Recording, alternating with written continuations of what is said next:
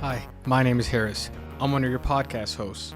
I'm also a lawyer at Treadstone Law. For most Canadians, buying, selling, or refinancing real estate, a lawyer is the last thing on their mind. That's unfortunate because lawyers play a vital role in the process. But what choices do Canadians have? Lawyers can be very expensive. Well, Treadstone Law offers resources to Canadians so they have access to the information they need. Whether you sign up for a live workshop or a mailing list, we cover topics to help you make informed decisions and avoid costly mistakes. It's advice you can start using today, and best of all, it's free. Visit treadstonelaw.ca/MAS offer or click the link below to get access right now. If you're looking to retain Treadstone Law, it's never been easier. Our entire process is online. From completing the retainer agreement to your signing appointment, everything is done from the comfort of your own home.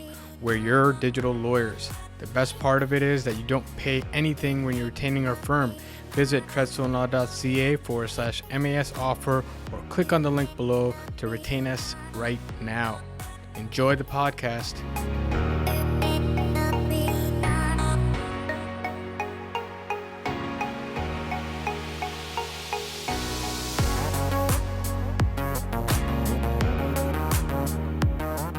Welcome to another episode of Hustle and Grit. Today on my podcast, I've got a special guest, Ali Khalil. Throughout his years in real estate, he has consistently prioritized providing exceptional service, maintaining the highest standards of integrity, and offering personalized attention to each of his clients to help them achieve their home buying goals. His experience has spanned a broad range of transactions, from working with first-time home buyers to seasoned investors and handling properties such as single-family homes, townhomes, and condominiums. Welcome to the podcast, Ali. Thank you very much, Harris. It's nice to be here. Well, it's a pleasure to have you on, and I want to kick things off. I see that you've got a really rich history, experience in real estate. I want to start off by asking you, was being in real estate, becoming a realtor, something that you always knew growing up that that's where you were going to be? Was it something that you were introduced to later on? Can you give my listeners a little bit of how you got into the industry and how you got to where you are today? It's a funny story, actually. No, it wasn't something I wanted to do. In fact, it was something I really didn't want to do. Real estate was always the family business growing up for me. So when we were growing up in Calgary, my whole family was in construction, land development, and home building. My mother was a realtor. My uncle was a realtor. My other uncles were all in various aspects of the business. And it became a topic every time the family got together. So I actually wanted to be a musician. So I went to school. I went to University of Montreal and studied music.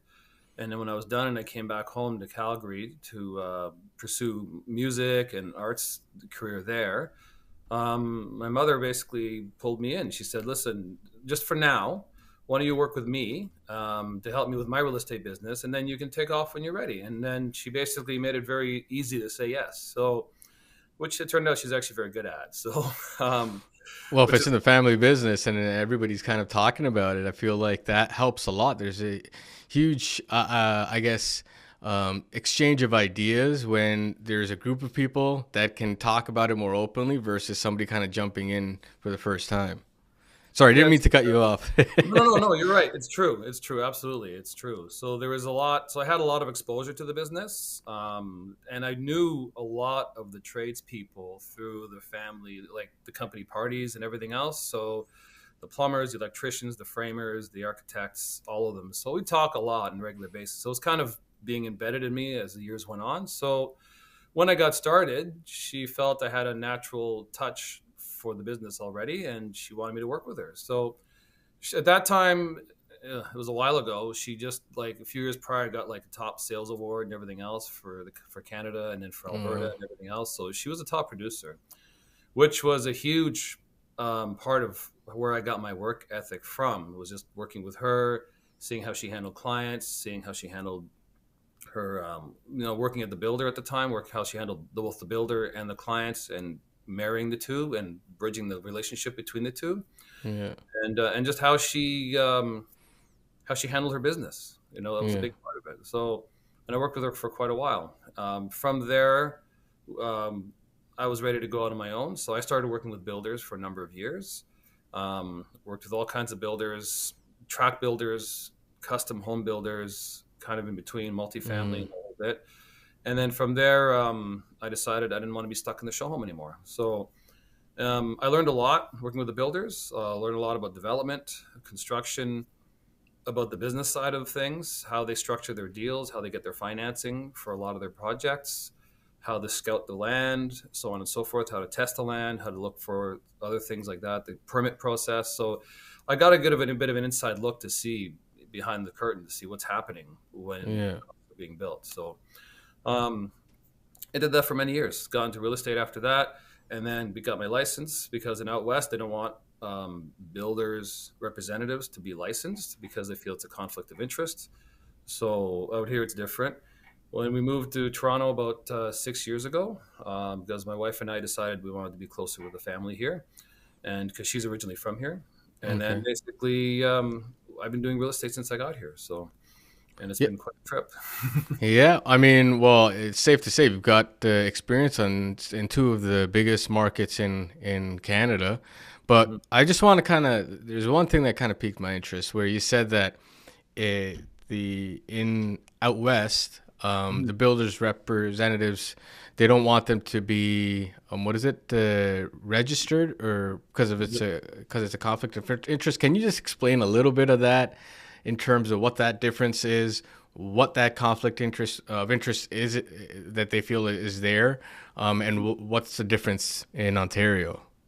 So out west, they don't want the people in the show homes to have a real estate license to be active realtors.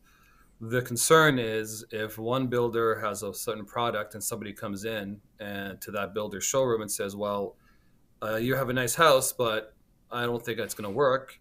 That salesperson could say, no problem, take them by the hand down the road to the other builder, register them as an agent, and get paid. And then basically they're worried that you'll end up selling for the competition. And 9 times out of 10, you're going to get paid more as a realtor than you would as an in-house salesperson. So they were worried about that conflict of interest taking place more. And I'm sure they've had past experience where that did happen. So that's why they don't want their in-house salespeople to be licensed. That doesn't seem to be an issue out here. The show homes I have been to, everybody seems to have a real estate license in Ontario. But in Alberta, they don't want you to have it. So not when you're in the show home, at least when I was doing it. And I'd still have friends in the business over there, and it doesn't, from what they told me, I don't think that's changed. Oh, okay. Well, I mean, that's a bit of a difference from what happens here. But I feel like when you're trying to find a client the perfect home, you should be able to do that. Or am I missing something? Is there a piece of that I'm kind of being naive about? Well, when you're representing the builder, you're trying to sell builder's inventory. So So you're not representing the client. No, you're representing the builder. Okay. So you're there to sell their stuff. And if the person who comes in isn't in a position to buy your stuff or it's not right for them, you can't take them on as a client. They either send them on your way or you try to convince them that they can make it work somehow. So that's interesting. No, definitely makes sense now. But now I want to change gears a little bit. I see that, I mean, you've had a rich career. I feel like, frankly speaking, I'm a bit old school, and I feel like apprenticeships are the best way to learn something. And I feel like what you're talking about, it may not have been an official apprenticeship, but if you're around the family and around like the conversations you have at dinner, it's something that from a very young age you're figuring things out, and you're really understanding the markets and the mechanisms of how something works a lot better than somebody who just writes an exam and then kind of jumps into the industry. Not saying there's anything wrong with that, but my kind of perspective is I lean in towards the learning through just being in that area for a longer period of time. Now, you've moved here, and now you're with New Era Real Estate, which is a fairly, I would say, unique concept, but perhaps not very unique, but it's somewhere kind of in the middle. It definitely piques my interest in terms of how you guys are conducting business and how you kind of are helping buyers and sellers buy or sell homes. Can you give my listeners a little bit about New Era, what you guys do as a firm and how that may be different from the conventional real estate office. Sure. New Era is in many ways, is very similar to a conventional real estate Mm, office. We offer the same services. We are on the MLS. We're all licensed agents. We do we do the photos. We book the showings. We install the lockbox. We handle negotiations, hold the deposits, closings, all that stuff. The big difference really is just how much they charge. So they charge from a client's perspective. You're getting 90% of what a regular realtor would give you, for the most part, or pretty much all of it, for a flat fee. mm-hmm. And that's pretty much it. And then when you buy with New Era, there's a rebate program they just introduced about a month or two ago, where you get the commission back. So a lot of clients are taking advantage of this, where they find the property they like, and if you buy within the first week of signing a buyer representation agreement, you get 50% of the commission back. Within the second week, you get 35% back. The third week, 25% back, and then so on and so forth. And then basically after that is a $2,000 rebate. So what they're doing is they're basically making it less expensive. When you buy with us, you get money back in your pocket. When you sell, you're saving money with us as well. The other thing too is when you're selling with us, if the buyer comes to us directly and they don't have representation, New Era waives the cooperating fee. So Mm-hmm. it's not a common event, but it does happen. And when it does happen, then the seller saves a lot of money. So, Yeah. and that's basically they're saving the client's money, and that's the biggest part of it. So, and I think I know the answer to this, but I feel like people would have this question, which is why I'm going to ask it. Why is there a ladder in terms of the rebate for the buyers? So why is it 50% off the first week, 25, or is it 35% the following week? Whatever that ladder is, why does it go down and finally go to 2,000? It's because it's a volume business, Yeah. and it's to encourage people to, I guess, make a decision a little faster, to Yeah. know what they want. What it does do is most of the buyers end up doing the research ahead of time, and the majority of them, from what I understand, seem to be taking the 50%.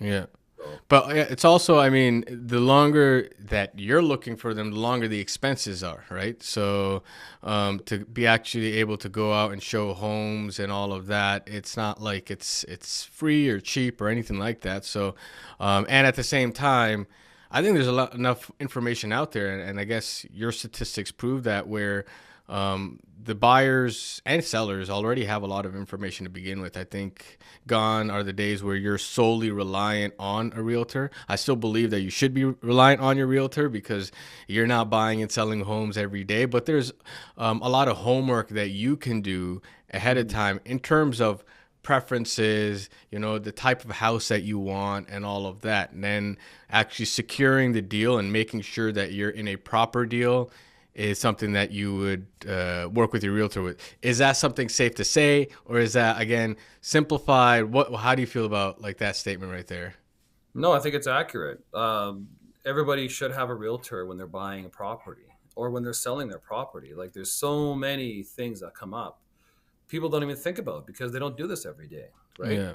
So I mean, for some, it kind of looks easy when you just see a realtor just show up, sign this, and walk out. But there's a lot that's been done ahead of time to kind of mitigate a lot of issues so that they don't come up. And that's a lot of time behind the scenes that most people don't see. Yeah. So that's part of what we do. That's a big part of it. That's why we can get a smooth transaction and do it many, many times over. Yeah. So it's a big part of it. And also for us too, like from the buying side, we see what a lot of people don't see. And you're right, they do get a lot of information. Like there's a lot of Yeah. information out there, particularly in the numbers. How many, what am I going to sell it for? What did it sell for? What is it potentially worth, et cetera, et cetera. Yeah. But that's kind of the easy part when it comes to real estate. The hard part is what comes next. You know, okay, Mhm. I like the property. I have an idea what it's worth. How do I actually buy it? How do I complete the sale? And Yeah. that's where the rubber hits the road basically, really. So Yeah. And even on the sale end, I mean, there's a huge difference between understanding what the market value of your home is and then actually getting somebody to pay for that. And I think people don't see that connection. And we've seen individuals who are clients who've come to our office after they've kind of sold their home themselves. And I find my perspective is that because they were like, oh, you know what, this commission's too high, I want to save money, and they went the exact opposite extreme end where I'm going to try to sell it myself, and they don't understand what a bully offer is or what other ways you can get into an agreement and get in trouble. They don't see any of that stuff, and I feel like they end up losing more money than they saved by doing it themselves. So I always recommend a realtor. It's somebody that you definitely need, just because it's like you're not. First of all, you're not selling or buying a chocolate bar. It's not something that you could just replace the next day. For vast majority of Canadians, it's their biggest asset. And to have a trusted advisor, just because you haven't met somebody that you trust, doesn't mean that that's not something that you don't need. And often enough, when people say they haven't met somebody they didn't trust, it's because they read stuff online. It's not because they met somebody and they actually had a bad experience. It's often online, these stuff that they read in the news, that they're like, you know what, this is a scam. I don't like. It seems like they're not giving the proper advice. Or B, it seems easy enough, like you put your house on the market and 1 month later it's sold, but they don't really see that what you're seeing is kind of like an iceberg. You only see that top 30% by having so much data. You could go to realtor.ca, see how many houses are for sale, what their prices are. You don't see that bottom 70% of the iceberg on how to actually get that price in. So I definitely always recommend a realtor. Yeah, you're 100%. You're absolutely right. And I've seen a lot of situations where the sellers and the buyers get together directly, Yeah. and they say, "Oh, don't worry about it. We got it worked out. It's all good." It never goes out. It never goes well. Yeah. It never Yeah. goes well. The one person's always hiding something from the other. They didn't tell us about this. We didn't know about that. You know, Yeah. and that's why the realtors are there to make sure these things are dealt with. Yeah. Because otherwise, if you cut us out of the equation halfway through or at any point, you're in trouble. And to speak to the point you made about people trying to sell themselves, you end up dealing, most of the time the buyers have an agent working for them. So if you're a seller and you're unrepresented and the buyer shows up with their realtor, you're immediately at a disadvantage. Yeah. Now you're dealing with a professional who knows what they're doing. And a lot of times they're good at either getting the listing out of the seller and making them pay them anyways, or they frankly say, listen, you don't have a realtor, whatever your commission you were going to pay, take it off your price, and let's Yeah. negotiate. At the end of the day, you're not saving anything. You're just getting yourself in a world of trouble. Yeah. And you're always at a disadvantage at that point. And then by the time that happens, it's too late. You can't really turn around anymore. So Yeah. No, I mean, that aspect definitely. And to what you just said before, too, even when the buyers and sellers get together, like, oh, you know what? Um, I think I trust them, or all of that stuff. Sometimes it's not even about trust. You could trust them, but they don't know that there's a leak in the basement until you get a home inspection, and you don't know you got to put in a condition to actually have all of that happen, or any of the other conditions. You don't know what you don't know, right? And same to the other side. If they're selling a home, they don't know what they don't know either. So it's always, you need to speak to somebody who does this and understands all the different loopholes before they kind of make a decision. Because again, this is not something that you're gonna buy every day. It's something that a considerable amount of your wealth and your time that you're working is invested in that. So why take chances? I mean, it just doesn't make sense to me. yeah, I agree. I agree. So I wanna change a little bit again, Okay. and I want to talk more about the market now. The market, and we're kind of in the market already with the kind of issues that buyers and sellers often have. But I want to talk more about what's going on with all the interest rates. I know, like, there's just so much noise in the market. Last year, I think in the beginning of the year, they said that we froze interest rates. They may have done it for one or two meetings at the Bank of Canada. You did see some sales activity kind of pop up at that time, buying and selling, and then right away they started increasing it again, and the market kind of slowed down a little bit. Now they've held steady for a couple of meetings, and I do feel like there's market activity. I think it's picking up. I think market was always good, I would say. It's just that I think that Canadians had wrong expectations in the sense that they felt like they could list their house on Thursday and by Monday their house is sold. That I felt like was just unreasonable. Those are just crazy times, safe to say. And even having your house sold in a month, 2 months is actually very good, I find. I find like at least our neighbors down south, the average American home is sold within 6 months to a year. So compared to that, even like 30 days, 60 days, 90 days on the market is not a bad idea. But my focus, I guess, more is on, let's start off with the interest rates and where the market's kind of headed, because now we were told that the interest rates are going to come down. They're kind of holding steady. What should we expect in terms of financing, and how should people prepare themselves if they're buying or selling a home in that sense? So when it comes to financing, you really need to talk to your mortgage broker or your bank before you do anything, Mm-hmm. even before you call your realtor. Because I know for my clients, if they haven't done that, I send them back. I just say, listen, we don't know what you can afford. We don't know if you have any skeletons in your closet in terms of your credit history. There may be some stuff back there that you forgot about that's pulling down your credit rating, that's going to affect the rate that you can borrow at, right? So, also with the stress test that was introduced and the changes that have happened since then, it's much harder to know for sure how much you can actually afford or how much they will lend you. And that's Mm-hmm. the problem. It's not a question of, I can afford it, but will they give it to you? Well, they're not allowed to give you as much as you think. So it's very important to go back and talk to your bank and be prepared and know what you can afford before you go out the gate looking at properties, because that'll dictate everything. That'll dictate your search parameters, where you're going to go, how much you can spend, what your property is going to be like. It's that all starts there. Mm-hmm. As far as interest rates are concerned, yeah, definitely last summer they raised them and it slowed things right down. Doing it in the summer wasn't as bad because it's usually a slowed down time anyways, so it's kind of okay. But the problem is interest rates aren't just about real estate. They're about the economy in general, right? But when Mm-hmm. you're in the business, it kind of feels like it's about you. It's about us. Mm-hmm. Unfortunately, the Bank of Canada feels the economy is too strong, and that's why they raised them when they did. And housing activity was a big part of that concern.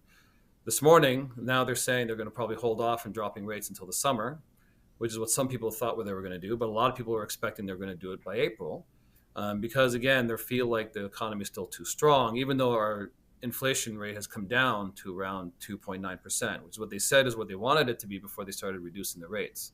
So unfortunately, the rates affect everything, and it affects real estate so much. And it's a huge, broad, it's like a broadsword or a big blunt instrument that they Yeah. use to regulate the economy. It affects so many things at once, and they don't have better solutions for local markets. So here in Ontario and in Vancouver and BC, everything stopped, right? Alberta, the Maritimes, the prairies, other parts of the country, they got busy because everybody here started cashing out and going there, saying, well, it's too expensive here. I can't do it anymore. Let's go over there. So, and that's why those markets have seen such a boom. So, Mm-hmm. but like you said, the markets we've been having, the activity we've seen, that's not normal. That's not a normal market. That's not a healthy market. There should be some give and take between the buyer and the seller. And for the last several years, the seller's been able to take what they want for the most part and do what they want to do. The buyers had no choice because of the lack of supply. Yeah. And that's not going away. And that's why Treb believes that the prices are going to go up again this year by 3.5%. They're at the lowest point they've been for a while, but they expect to recover somewhat. And without the supply being replenished, between the lack of uh, labor, the amount of red tape, the incentives, there's just I don't see how we're going to fix the supply issue anytime soon. It's a real endemic problem. So, I guess outside of the finance, where do you see the real estate market going? So you're saying that the outlook is we're going to have a bump of 3.5%. When do you see that happening? Is that going to happen like in the summertime? Is it going to happen in the fall? where is that prediction? And how should Canadians who are, let's just start off with first-time home buyers, Mhm. because I feel like they're the biggest chunk of that market. How should they be preparing for 2024? If they want to buy a house, what should they be thinking about? What kind of questions should they be asking as they prepare themselves for the market for this year? They should be asking themselves what they need from their property, first and foremost. Your first home is not your dream home, right? Hmm. So a lot of people want their forever home and they want it sooner than they can get it. So the first home should be just to get you in your foot in the door, you get on the property ladder and build your equity and your wealth that way. So it doesn't matter what it is. It could be a tiny little condo, it could be a house somewhere where you don't want to go, but it's got to be something that you can afford and you can maintain for the next few years. And while you're building your equity, they have to keep that in mind as a first time buyer. Save as much as you can for your down payment, because that's a huge part of it.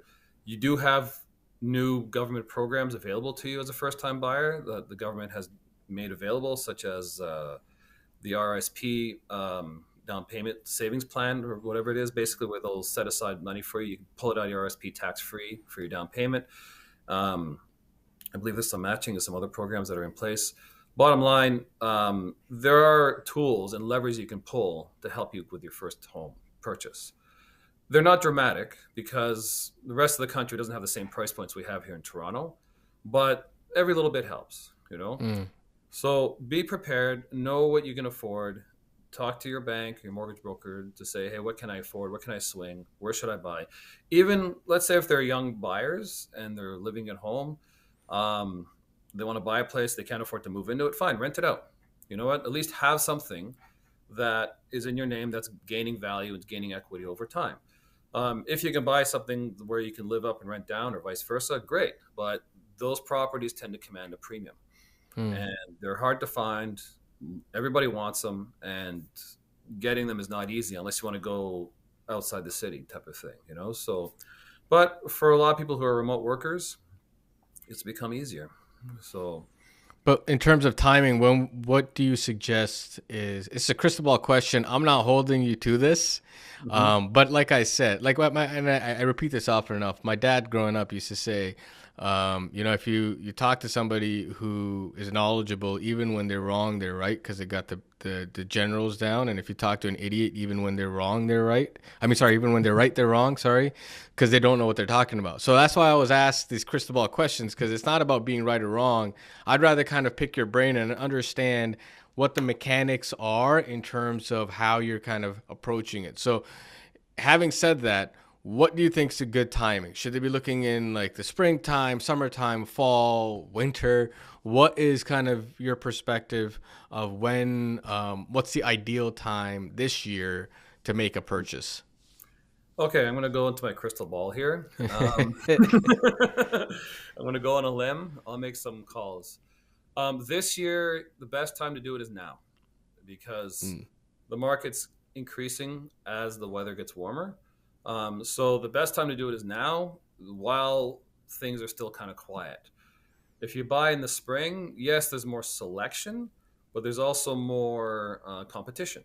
So there's more listings out there, but there's also gonna be more people trying to buy as well. Also, there's a good chance if the rates do come down a little bit by, let's say, May or June, that makes it more affordable for you, but it makes it more affordable for a lot of people as well. Yeah. So if your terms of price, now's the time to do it.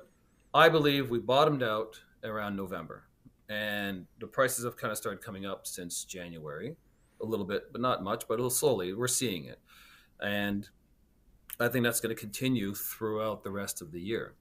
I think it's going to be a gradual increase.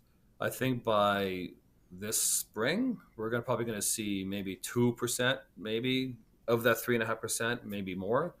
I don't think it's going to be a linear Mm-hmm. progression. I think it's going to kind of putter along in a flat fashion, and then by spring, it's just going to shoot up, Yeah. and then it's going to putter along again, and then drop a little bit. But then in the fall, it's probably going to go up again. So that's kind of what I think is going to happen. So why did it bottom out in November, and what caused it to start going up? Is like why not stay there? Why what was the impetus of kind of getting prices and for like the market activity to start going? What was the change? I think what happened in November was after the cuts of the summer and the fall market that everyone was expecting didn't come. And Mm, a lot of sellers are saying, well, I can't wait any longer. I need to sell. So they started letting their properties go at a lower price. And I think what happened was the market it bottomed out and it went to a point where the sellers said enough is enough. We're not going to go down any further. Yes, we've gone down as much as we can. We've come down, but that's about it for us. The other thing I think happened is when they changed the interest rate, the mm, effect isn't immediate. You don't see it for months until it actually starts to affect things. So when they changed the rate in the summer, I think around November is when we started to really see the effects of it. And what happened, and what I think started it coming back up again, is around December, the big banks started cutting their own interest rates without the Bank of Canada's cutting theirs. mm, So they started offering mortgage incentives late November, early December. And what I saw in my listings was they went from sitting to selling instantly. And because the demand never really went away, it's always there. It's just the Bank of Canada put up an artificial wall to kind of stem the tide. yeah, So the banks are saying, okay, well, let's poke some holes in the wall. Let's let some of the water out. Let's get some things happening. And they lowered their mortgage rates to kind of get things moving. And it worked. And people started buying in December. And now the market's busier than it was because I think there's a sense of optimism that the rates are going to go down. And also, I think some people are just done waiting. Like they have to live their lives, they have to move forward. At the end of the yeah, day, people need to get on with life, and the market is what it is. And I think people just started to accept that. Like, yeah, this is what it is. It's not going to go back to the way it was anytime soon. We're not getting any younger. Let's move forward. yeah. I think funny that you said that with the whole December started like for our firm. I can basically say it was one of the busiest Decembers, and we don't know what was happening. We're like December it slows down, but all of a sudden December is picking up. For us, we really we're trying to figure out how that's happening. We can't put a finger on it. But what you're saying makes sense, and I feel like what has happened also is that I think there's a lot of people. I mean, not what has happened. What the warning or maybe the word of caution I would give a lot of buyers. I think there was a lot of buyers, and you could give me your opinion on this as well, that were on the sidelines thinking, you know what, the market's just going to tank, and just unreasonable expectations where it's going to go down like 20, 30% or something like that, and we're just going to wait. And I think a lot of people are on the sidelines kind of figuring out how cheap can they get the home? Is it going to get cheaper? And now they're kind of, I think people, to what you're saying, definitely agree where you got to move on. They're also, I think there's a lot of people who are kind of saying, you know what, I don't think we know for sure interest rates aren't going to go back up again because last time they said they paused and they started hiking it up and prices, everything dipped. This time, it doesn't seem like they're going up again. I think they're kind of holding true to their word, or the Bank of Canada is. So we're jumping in. And that's why my word to all those buyers on the sidelines are kind of like, you know what, we're looking for the cheapest home. You're not going to be able to time the bottom of the market, and the swing back up is, like you said, I definitely agree. It's not linear; it's exponential. It's going to happen when it happens, and it's going to happen quickly. And you're not going to be able to see where it's going, but you'll be able to see kind of the bottom troughs of the market. But it'll be too late to buy at that. So I feel like right now, to what you're saying, where right now it's an amazing time. You can actually negotiate with sellers, right? Yeah. You can actually put in a condition. You could put in a financing condition. You can I'm talking about reasonable conditions because I felt like 2022, those markets, as a lawyer, I was Hmm. panicking for a lot of people because a lot of people weren't putting in financing conditions. And then when it comes to like actually buying the home, they had to get into a lot of crazy financing situations in order for them not to breach their end of the contract. Which now, I'm not saying it's a pure buyer's market, but you can definitely have a conversation around putting in conditions, even have a conversation around price possibly. Hmm. And you can actually make a deal work if everybody is level headed. Whereas 2022, it was a take it or leave it. This is how the market is. You're either going to accept my terms as a seller or you're going to go away. And for buyers, that wasn't good. So I definitely think that now is the time. If anybody hasn't started doing their research and they want to be buying now, definitely you should be doing. The best time, frankly speaking, was to buy yesterday. And now, like that saying, like the best time to buy real estate is yesterday, the second best is today.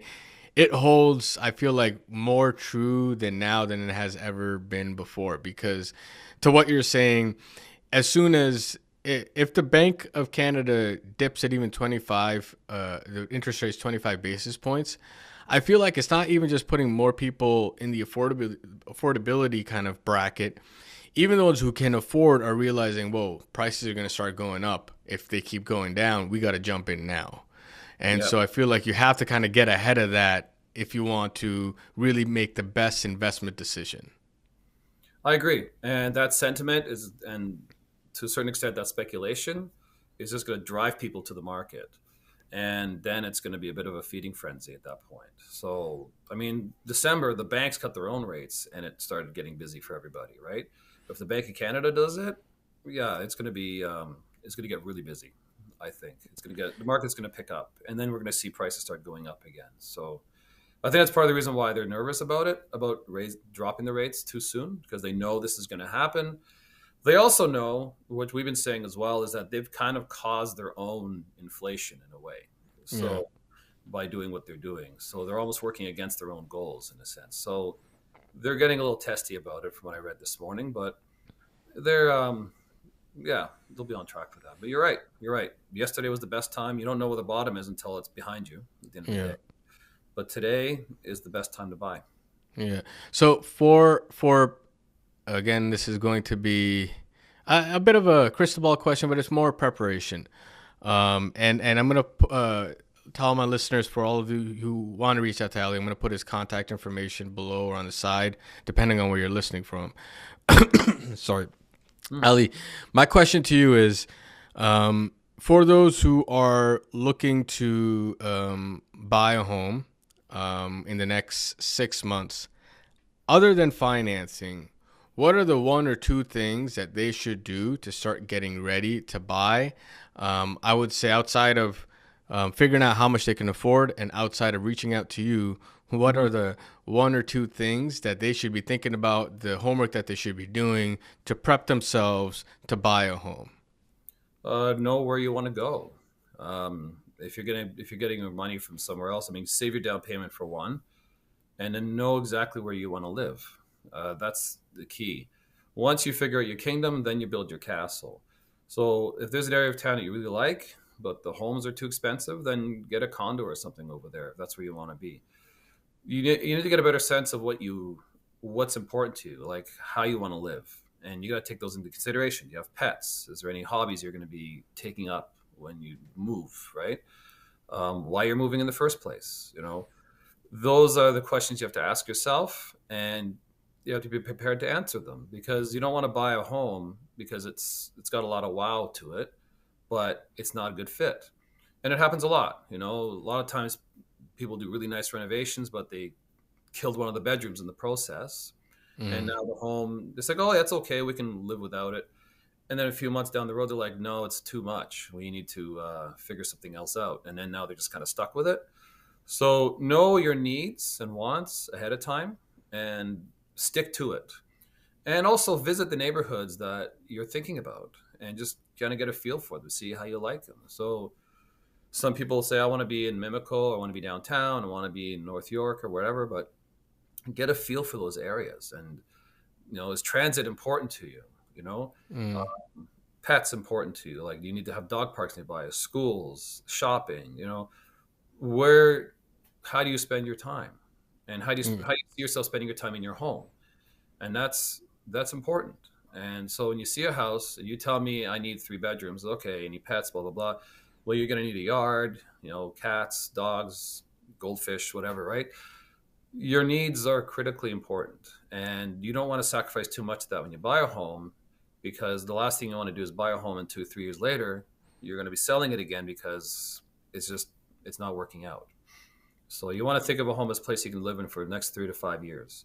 If it's Yeah. your first home, 3 years. If you're making too many compromises just to get in the market, that's fine. That's your first home, live in it for a few years, but you still have to be comfortable there, you know? Yeah. And you got to be okay with it. And then that's fine. The next few years go by because it goes by faster than you think. Next thing you know, you've paid down the mortgage, the market, your property's gained value. You're now in a better position to move on and to buy something you want. Yeah. So that's important. Really So knowing what you want is important. yeah. So, and then this is going to be a bit more of a controversial conversation for a lot of buyers.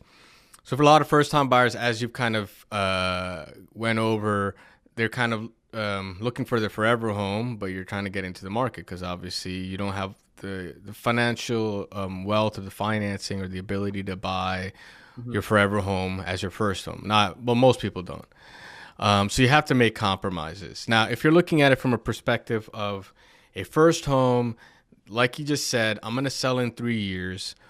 What type of compromises should I be looking at so that I can get into a home? And what things do you think shouldn't be compromised when we're having to kind of think about, I got to sacrifice something. What do I sacrifice?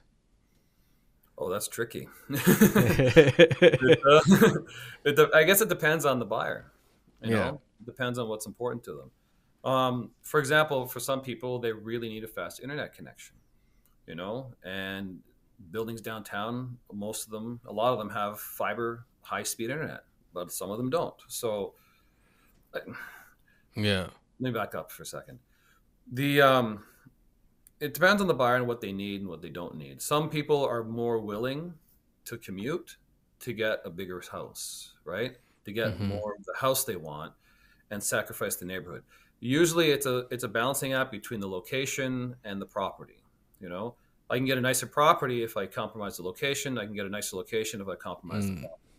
So somewhere on that slider, you have to see where you land and see what's more important to you. A lot of times, a buyer would tell me, "I'm more about the house. I'm not even concerned where it is. This is my budget. I need this much house. Where can I get it?" And a lot of times, they're like, "This is my neighborhood. I don't care what it takes. I got to get into that neighborhood. Kids need to go to school. These particular schools, I need to be there." So it depends on your priorities and what's important to Mm. So you're saying location is the biggest, I guess, slider that people are considering to make a decision on what they're going to compromise on. It's a big Yeah. part of it. Yeah. Yeah, I mean, it's not as Yeah. critical as it used to be. So they can live further away now, still work, you know, Yeah. and live a full life, and just yeah. So yeah, Yeah. location's a big one. So now I want to kind of flip it to sellers. Hmm. Um, and what do you think that sellers should be thinking about in this market, and how they should be approaching it? Should there be, well, I mean, if prices are going to go up 3.5% this year, 2% by this spring, do sellers have any incentive to sell their home right now? If they have a place to go, if so for a seller, yeah, if they're going to buy something else, Mm, then yeah, they should sell now because if you sell now, you can buy now. So yeah, the market's kind of down, but you'll also get a better deal when you turn around and buy. yeah. So it's six and one half dozen of the other. If you sell later and get more money in your pocket later, you're also going to be paying more because Yeah. the market's up. So for the most part, it doesn't make too much of a difference whether you sell now or sell later. You're not going to be much further ahead. Yeah. So if the seller wants to move or they have a reason to move, that's not tied to the market in any ways. Like, they want to be in before the school year starts, for example, or they have a job they're starting somewhere. They want to be closer to their work. Yeah. Then you just go. Don't wait. You know, um, and don't hold back on that. Now, in terms of how do they price their home or what do they should be considering, you got to be realistic because the prices are still depressed from last year. And it's a part of why people are buying is because the prices are lower than they were. So if the prices had been higher than they were last year, it wouldn't be as busy as it is now. And I think a lot of sellers sometimes forget that. and they also want more. Every seller wants to get as much as they can for their home. Yeah. And some sellers, most sellers are pretty reasonable about it. And some sellers are like, well, it doesn't matter what I want, what you're telling me. I need to get this. And if I don't get it, I'm not going to sell. And that's a lot of sellers. And that's why you've seen a lot of constricting of activity, because a lot of buyers felt there was going to be desperation. They're banking on this wave of desperation that just didn't happen. Mm. I mean, there's a little bit of it, but not enough to cause the 20-30% drops that Yeah. they're looking for, right? Yeah. So, But I mean, with the sellers, I do feel, yeah, to what you're saying, I couldn't agree more. Where there are numbers in a lot of people's minds that are unreasonable. But at the same time, yeah, you should definitely want what's best or the most for your house, because that's what's best for you often enough. But I would say it's the best for you often enough, but not always. And to what you're saying, in a market like right now, you're selling with on depressed prices, but you're buying on depressed prices too. So and it's not that depressed. I would say depressed seems more impactful, I guess. But I feel like we're kind of stable, maybe a little bit lower, but it's not like 10-20% lower. There's nothing like that's going that's that crazy. But you're buying in the same market. I feel like, correct me if I'm wrong, maybe I'm missing something, but when the market's going up, you sell your home, and then when you get into the market, you're going to be buying, the market's going up, so you're going to be buying something that's higher than where you've pegged it. And if you buy first, there's just costs for bridge loans and all this other stuff. So there's always that friction. Right now, we have a very stable market to transition from one to the other. Do I have anything right in what I just said, or what's your opinion on that? you're not entirely wrong. I mean, it's the ideal situation is if you can buy first and sell later, right? You can buy your house, move in comfortably, not have to worry about selling it, and then when your house is empty, you can fix it up, stage it, sell it, do what you got to do, and you don't have the stress of trying to balance the back and forth of moving and being out and all that stuff. The problem with it is, of course, it's very expensive to do, and the banks may not let you do it. It's part of the problem. Like, they'll just say, listen, we're not going to qualify, even if you have sold your home, this bridge loan, we're not comfortable bridging it or doing this or doing that. A lot of people can do it, but it's also, there's an element of stress that I'm carrying 2 properties. How long will it take to sell my home? I don't want to be in a position where I have to let it go because I'm carrying 2 properties.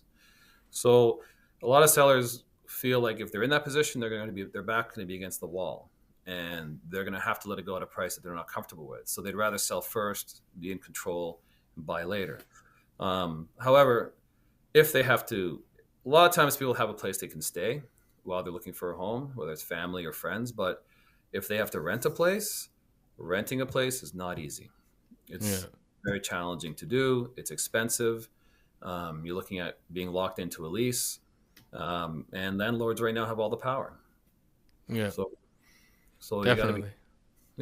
So ideally, if you want to sell and buy or do whatever, that's fine. Just know your risk tolerance. I think that's the biggest thing. I think, it all boils down to expectations. You always have to kind of understand what you're getting into before you get into it. And I know that, and this boils down to my original point. I feel like when people have expectations, a lot of things are very rosy when they're thinking about it. Like, oh yeah, I could do this and that'll happen. And then like everything's just so perfect, which is why you need realtors to be like, no, mostly, like, the market. Even I don't know the market. I'm like, even though we're in real estate, being a real estate lawyer, I understand the last leg of it. I still don't know the market. I would still get a realtor. So I can't imagine somebody who wouldn't. But it's people who would have to come to you and be like, okay, this is what we're thinking. Is this plausible? And then getting that advice. So I always, always, always advocate that you get advice, get strong advice. And if you're listening and you want to reach out to Ali, I definitely reach out to him. His contact information, again, is on the side or below, depending on where you're listening from. Thank you for coming on the podcast, Ali. Any last words before we sign off? No, that's it. I think it's going to be an interesting year going forward, and I'm very curious to see how things turn out. So you and me both. You and me both. Thank you for coming on. Again, anyone who wants to reach out to Ali, reach out using his contact information on the side or below. Thank you, and take care.